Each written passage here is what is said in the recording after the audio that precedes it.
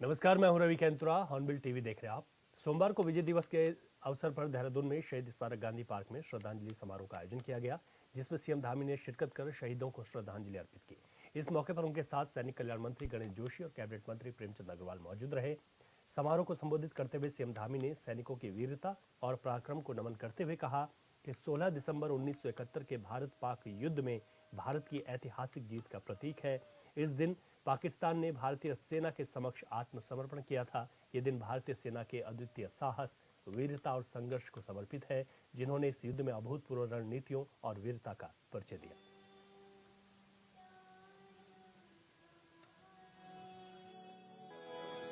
जैसा गणेश जोशी जी ने भी कहा, प्रेमचंद अग्रवाल जी ने भी कहा और हमारे मेजर जनरल सभी सब्रवाल साहब ने कहा, हम सभी जानते हैं कि 2014 से पहले का वो कालखंड भी हमको याद होगा। हम सब स्मरण करेंगे, 10 साल पहले जाएंगे तो हमको हर प्रकार से दिखाई देगा कि सेना के शौर्य को भी राजनीतिक चश्मे से आंकने का प्रयास किया जाता था और सेना के सामने जब दुश्मन हमला करते थे, उनको उस हमले का जवाब देने के लिए, दुश्मनों से लड़ने के लिए भी आदेश देना पड़ता था और सेना के जवानों के साथ वहां पर दूसरी तरफ से गोलियां आती रहती थी, हमले होते रहते थे। लेकिन भाइयों बहनों, प्रधानमंत्री मोदी जी के बनने के बाद जो सबसे बड़ा परिवर्तन हुआ 2014 के बाद, उन्होंने कहा कि जब देश की सेनाएं युद्ध करती हैं तो उस समय कोई आदेश की आवश्यकता नहीं है। उस समय उनकी जो बंदूकें होती हैं, उनकी तोपें होती हैं, वो अपना काम करें, उसमें किसी आदेश की कोई आवश्यकता नहीं है। इसीलिए हमारी सेना का मनोबल बढ़ा और आज हमारी सेना गोलियों का जवाब गोलों से देने का काम करती है, तोपों से देने का काम करती है। चाहे आज कोई घटना हो, हमारे सैनिकों का हौसला बुलंद है।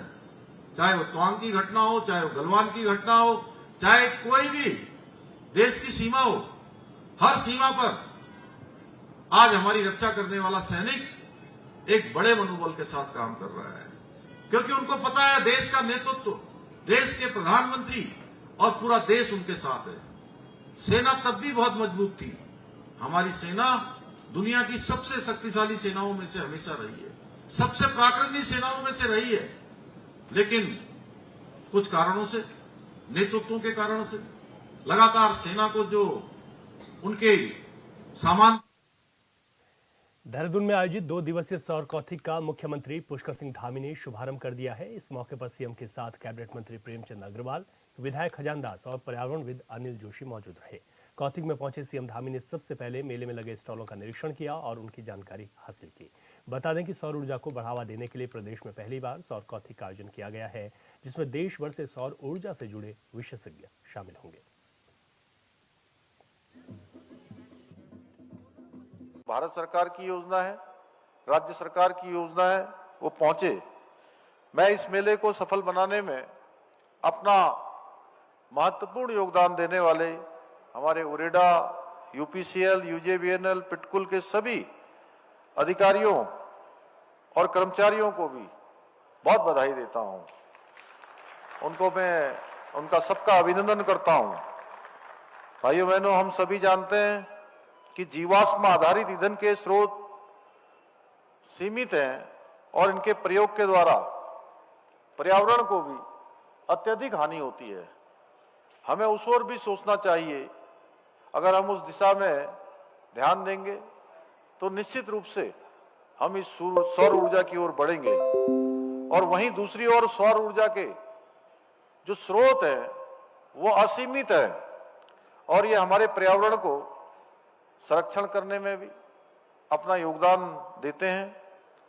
और इसी विशेषता को देखते हुए, सौर ऊर्जा की इसी विशेषता के कारण आदरणीय प्रधानमंत्री नरेंद्र मोदी जी के नेतृत्व में विभिन्न योजनाओं के माध्यम से आज देश भर में लगातार सौर ऊर्जा को प्रोत्साहित किया जा रहा है। आदरणीय प्रधानमंत्री जी ने 2030 तक सौर ऊर्जा के माध्यम से 100 गीगावाट बिजली उत्पादन करने का लक्ष्य रखा है और ये लक्ष्य हर एक देशवासी का लक्ष्य है। इसके साथ ही 2070 तक देश को नेट जीरो कार्बन यानी कि कार्बन न्यूट्रल बनाने का लक्ष्य भी रखा गया है। हमारी राज्य सरकार भी प्रदेश में सौर ऊर्जा को लगातार प्रोत्साहित कर रही है। प्रदेश में सौर ऊर्जा की अधिकतम परियोजनाओं को स्थापित करने के उद्देश्य से हमने प्रदेश में नई सौर ऊर्जा नीति लागू की है और एक लक्ष्य हमने भी रखा है कि 2027 तक 14,000 मेगावाट सोलर क्षमता हमको प्राप्त हो। और मैं समझता हूं कि जो इस प्रकार का कौतिक है, इस प्रकार का आयोजन है, ये हमारे उस लक्ष्य को प्राप्त करने में बहुत सहायता करेगा। इसी दृष्टि के साथ हम 100 करोड़ रुपए की लागत से राज्य के सभी शासकीय भवनों पर सोलर प्लांट भी स्थापित कर रहे हैं। हमने पिछले आम बजट में इसका प्रावधान किया था और आगे भी ये क्रम हम अनवरत रूप से जारी रखने वाले हैं। इस क्रम को आगे बढ़ाने वाले हैं। राज्य में रूफटॉप सोलर प्लांट लगाने को बढ़ावा देने के उद्देश्य से केंद्र और राज्य सरकार द्वारा एक ज्वाइंट संयुक्त रूप से 70% की सब्सिडी भी दी जा रही है। पीएम सूर्य घर योजना के तहत सोलर प्लांट की स्थापना के लिए अभी तक करीब राज्य के अंदर 11,000 लाभार्थियों को 90 करोड़ रुपए की धनराशि अनुदान के रूप में दी जा चुकी है। इसके साथ ही घरेलू और गैर घरेलू उपभोक्ताओं हेतु सोलर वाटर हीटर संयंत्र की स्थापना पर भी 30 से 50% का अनुदान दिया जा रहा है। इतना ही नहीं, हमारी सरकार द्वारा मुख्यमंत्री सौर स्वरोजगार योजना के तहत सोलर प्लांट स्थापना के माध्यम से राज्य के जो हमारे स्थायी निवासी हैं उनको स्वरोजगार का अवसर भी प्रदान किया जा रहा है। इस क्षेत्र में भी हमारे बहुत सारे युवा उद्यमी आ रहे हैं और तेजी से जो उनकी कुछ सामने समस्याएं आ रही थी, कहीं पर कोई परेशानी आ रही थी, उसको लगातार हम स्वयं समीक्षा करके सभी लोग लगातार उसको आगे बढ़ा रहे हैं। उनके सुझाव के आधार पर हम उसको और कहीं पर शिथिल करना है, किसी प्रकार की सरकार की तरफ से सहायता होनी है, तो हम वो सब काम कर रहे हैं जिससे उनको प्रोत्साहन मिल सके। इस योजना के अंतर्गत हमने 2026 तक कुल 250 मेगावाट की क्षमता वाले सोलर प्लांट की स्थापना करने का भी लक्ष्य रखा है। भाइयों बहनों, प्रदेशवासियों को सोलर प्लांट लगवाने हेतु कहीं भटकना न पड़े, दूर दूर न जाना पड़े, इसलिए हमने प्रदेश में सोलर वेंडरों की संख्या बढ़ाते हुए आवासीय क्षेत्र के लिए 365 नए वेंडरों को भी मान्यता प्रदान की है। वहीं दूसरी ओर हमारी सरकार ने नेट मीटरिंग की व्यवस्था को भी सरल बनाने के साथ ही 10 किलोवाट तक के सोलर सिस्टम को तकनीकी आकलन से बाहर रखा है, जिससे हमारे नागरिक सौर ऊर्जा को आसानी से अपना सकें, उसका लाभ ले सकें। हमारी सरकार द्वारा किए जा रहे इन प्रयासों का परिणाम है कि पिछले 7 महीनों में उत्तराखंड में 23 मेगावाट से अधिक सौर ऊर्जा क्षमता सफलतापूर्वक अभी तक स्थापित की जा चुकी है। ऐसे अनेक काम हम आज सौर ऊर्जा के प्रोत्साहन के लिए कर रहे हैं और निश्चित रूप से ये हमारे लिए बहुत बड़ा गेम चेंजर साबित होगा। आज का ये सौर ऊर्जा कौतिक, मुझे पूरा विश्वास है कि इसके आयोजन से हमारे प्रदेश को सौर ऊर्जा के क्षेत्र के विकास को और अधिक गति मिलेगी और हम अपने लक्ष्यों को प्राप्त करके भारत को कार्बन न्यूट्रल बनाने का जो लक्ष्य आदरणीय प्रधानमंत्री जी ने रखा है, उस लक्ष्य में उत्तराखंड राज्य भी अपना योगदान निश्चित रूप से सुनिश्चित करेगा। इसी विश्वास के साथ मैं आप सबको बहुत शुभकामनाएं देते हुए कि एक ऐतिहासिक शुरुआत आज हमारी हुई है, इस शुरुआत को हम संकल्प तक पहुंचाएंगे, सिद्धि तक पहुंचाएंगे और जो हमारा लक्ष्य है उसको पूरा करेंगे। मेरी आप सबको बहुत बहुत शुभकामनाएं। रविवार को देहरादून के महाराणा प्रताप स्पोर्ट्स स्टेडियम में 38वें राष्ट्रीय खेलों के शुभंकर समेत 5 प्रतीकों को लॉन्च किया गया। इस दौरान शुभंकर मौली एक नए अंदाज में नजर आया। प्रदेश के 4 शहरों में बड़ी स्क्रीन पर लॉन्चिंग कार्यक्रम का प्रसारण भी हुआ। कार्यक्रम में सीएम पुष्कर सिंह धामी, भारतीय ओलंपिक संघ के अध्यक्ष पीटी उषा, केंद्रीय खेल राज्य मंत्री रक्षा खड़से समेत खेल मंत्री रेखा आर्य भी मौजूद रही।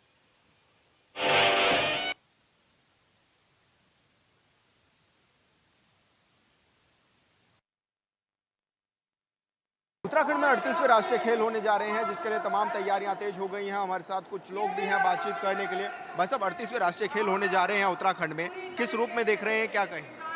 नहीं, ये तो बहुत बढ़िया बात हो रही है।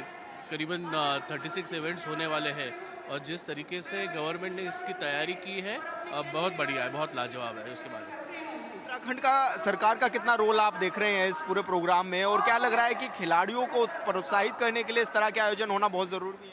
हाँ, ये तो ज़रूरी है। देखिए, उत्तराखंड गवर्नमेंट ने तो काफ़ी इसमें मेहनत की हुई है।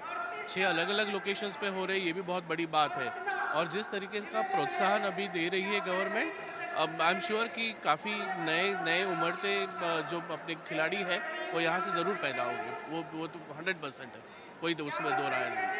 थैंक यू भाई साहब। भाई साहब, किस तरह से देखते हैं आप उत्तराखंड के खिलाड़ियों को काफ़ी बड़ा मौका भी मिलने जा रहा है इस तरह के गेम्स से, क्या कहेंगे?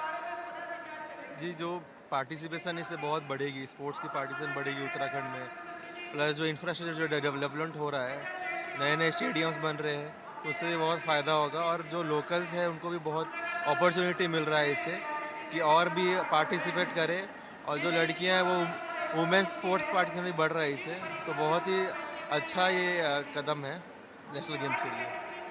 उत्तराखंड सरकार का भी काफ़ी अहम रोल है इसमें, किस तरह से क्या लगता है, और स्टूडेंट्स के लिए, खिलाड़ियों के लिए कितना ज़रूरी भी होते हैं इस तरह के गेम? नहीं, गवर्नमेंट का बहुत इंपॉर्टेंट रोल हो जाता है, क्योंकि इतना बड़ा इवेंट कंडक्ट करवाना, इंडिया का ओलंपिक्स बोलते हैं इसको, तो ये बहुत बड़ा रोल है। एंड गवर्नमेंट का ही बहुत बड़ा रोल है, और इससे सारे स्टेट इसमें इंगेज होते हैं और बहुत सारी अपॉर्चुनिटीज़ मिलती है।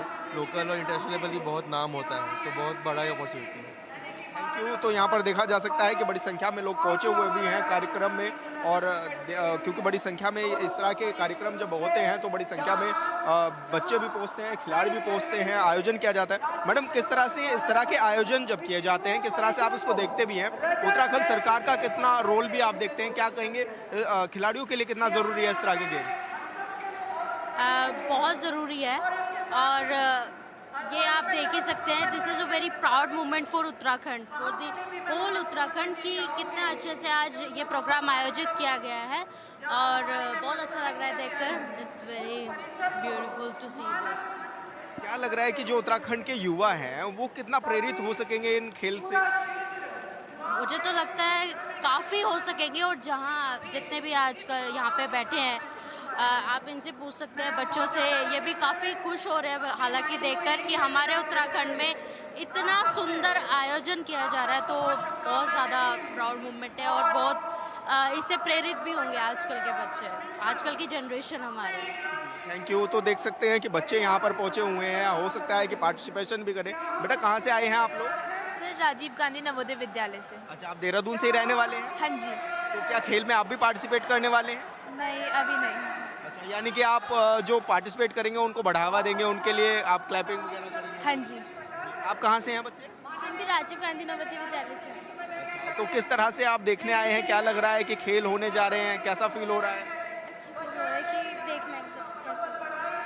तो यहाँ पर स्टूडेंट्स भी काफ़ी बड़ी संख्या में पहुँचे हुए हैं, और बड़ी संख्या में कह सकते हैं कि लोग पहुँचे हुए हैं। 38वें राष्ट्रीय खेल होने हैं, उसके लिए भी भाई साहब 38वें राष्ट्रीय खेल हो रहे हैं, किस रूप में आप देख भी रहे हैं? उत्तराखंड सरकार का क्या रोल देखते हैं आप इसमें? बढ़िया है, ये अच्छा है, प्रदेश उत्तराखंड के लिए बढ़िया है ये। बच्चे आगे बढ़ेंगे, बच्चों को मौका मिल रहा है, बढ़िया है। पेरेंट्स के तौर पर भी किस तरह से आप देखते हैं, क्योंकि खिलाड़ियों के लिए भी, क्योंकि पेरेंट्स के लिए भी, पेरेंट्स को भी चाहिए होता है कि उनके बच्चे खेले, नाम रोशन करे। पीटी उषा जी भी आए हुए हैं। हमारे बच्चे, our children used to go for nationals in the nationals ice skating, Gurgaon, Delhi. So we want the ground here for our children. We want so that they can come up here, practice here, and so that Uttarakhand leads for everybody. We want our children to come up because our children have been regularly going for ice skating nationals in Gurgaon. So it becomes difficult to travel and all. So it will be helpful for the children and other children also, the ones who are going regularly, and it will give a ground for more children also to come up on stage. आप कुछ बोल रहे थे, अपनी बात complete कर। हाँ, हमारे बच्चे भी नेशनल खेलते हैं आइस स्केटिंग, बट यहाँ पर उनको कोई सुविधा नहीं उपलब्ध नहीं है उत्तराखंड। तो हम चाहते हैं कि उनको ये सुविधा यहीं उत्तराखंड में उपलब्ध हो। यही बात, ये आइस स्केटिंग रिंक है, एशिया का सबसे बड़ा रिंक है ये, जो कि बंद पड़ा हुआ है, तो ये खुलना चाहिए इसको। Thank you. तो बिल्कुल कहा जा सकता है कि यहाँ पर बच्चे पहुँचे हुए हैं। आप कहाँ से आए हैं, क्या आप भी पार्टिसिपेट करने वाले हैं गेम्स में? He is the youngest medalist, national skating in of Uttarakhand of ice skating. He is won national medal. आप इनके मदर हूँ। तो क्या लग रहा है, कैसे लग रहा है उत्तराखंड सरकार ने जैसे गेम्स कराए, तो आप बताइए। ये उत्तराखंड सरकार को मैं बहुत बहुत धन्यवाद देती हूँ कि उन्होंने इतना बड़ा जो है कार्यक्रम आयोजन किया है, जिससे जितने भी खिलाड़ी हैं उनका प्रोत्साहन होता है। और हमारे पास उत्तराखंड का एक सबसे यंगेस्ट नेशनल प्लेयर है, he is a national awardee and Amitabh. आप बताइए कैसा लग रहा है, क्या कहेंगे, पूरा अपनी बात रखिए। बहुत अच्छा लग रहा है। तो आप भी पार्टिसिपेट करने वाले गेम्स में? यस। Thank you. तो कहा जा सकता है कि बड़ी संख्या में यहाँ पर पहुँचे हुए हैं सभी स्टूडेंट्स, और यहाँ पर 38वें नेशनल गेम्स का आयोजन भी किया जा रहा है और इसके लिए तमाम तैयारियाँ भी हैं सरकार की। पूरा फोकस है राज्य सरकार का कि युवा बढ़ चढ़ कर पार्टिसिपेट कर सके, और उत्तराखंड ये भी चाहता है, उत्तराखंड सरकार ये भी चाहती है कि देवभूमि को खेल भूमि के नाम से जाना जाए। हॉर्नबिल टीवी के लिए देहरादून से विशाल गर्ग। नगर निकाय चुनाव के लिए सीटों पर आरक्षण तय कर दिया गया है। हरिद्वार नगर निगम सीट को इस बार ओबीसी महिला के लिए आरक्षित किया गया है। नगर निगम सीट ओबीसी महिला घोषित होने के बाद जहां एक तरफ लंबे समय से मेयर बनने की तैयारी कर रहे कई पुरुष नेताओं के अरमानों पर पानी फिर गया, वहीं राजनीतिक दलों के सामने उम्मीदवार के चयन की चुनौती खड़ी हो गई है। पार्टी के नेता अब मेयर पद के लिए ओबीसी महिला प्रत्याशी के चयन के लिए एकजुट हो गए हैं। बीजेपी और कांग्रेस नेताओं का कहना है कि जिताऊ और लोकप्रिय कैंडिडेट का ही चयन किया जाएगा। साथ ही दोनों पार्टियां नगर निगम में अपना अपना बोर्ड बनाए जाने का दावा भी कर रही हैं।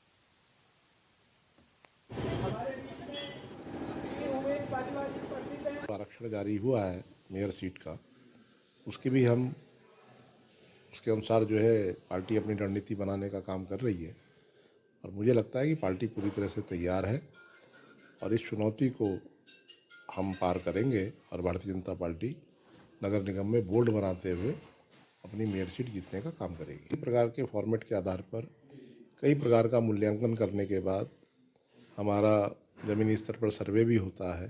उन सब आधार पर कार्यकर्ताओं से रायशुमारी भी होगी, कार्यकर्ताओं से बातचीत भी होगी, सभी वरिष्ठ जनों से बातचीत करने के बाद प्रत्याशी का निर्णय करती है। जो भी हमारे पार्टी के जो कैडर हैं उनके आवेदन आने हमारे यहाँ शुरू हो गए, और जो भी पार्टी को लगेगा जिसकी लोगों में लोकप्रियता होगी, निश्चित रूप से उसको उम्मीदवार कांग्रेस बनाने का काम करेगी। और कांग्रेस भाजपा सरकार से और इस नगर निगम में सवाल पूछने का काम करेगी, कॉरिडोर की डीपीआर सार्वजनिक क्यों नहीं हुई। चमोली जिले के खैनुरी गांव में सिर से माता पिता का साया उठने के बाद परेशानियों में जीवन यापन कर रहे 3 अनाथ बच्चों की मदद के लिए सीएम धामी ने हाथ आगे बढ़ाया है। बच्चों की समस्या संज्ञान लेने के बाद सीएम धामी ने चमोली प्रशासन की टीम के जरिए बच्चों तक भरण पोषण और सर्दी से बचाव के लिए जरूरी चीजें पहुंचाई हैं।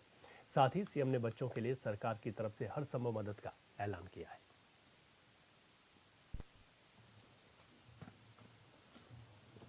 आज जो है माननीय मुख्यमंत्री और जिलाधिकारी महोदय चमोली, उप जिलाधिकारी महोदय चमोली के निर्देशन में आज हम यहाँ खैनुरी गांव में आए और ठंड के दृष्टिगत और इनका भोजन, राशन और अन्य स्नैक्स, फल वगैरह और कंबल वगैरह लेके हम इनको फौरी राहत के तौर पे देने आए हैं।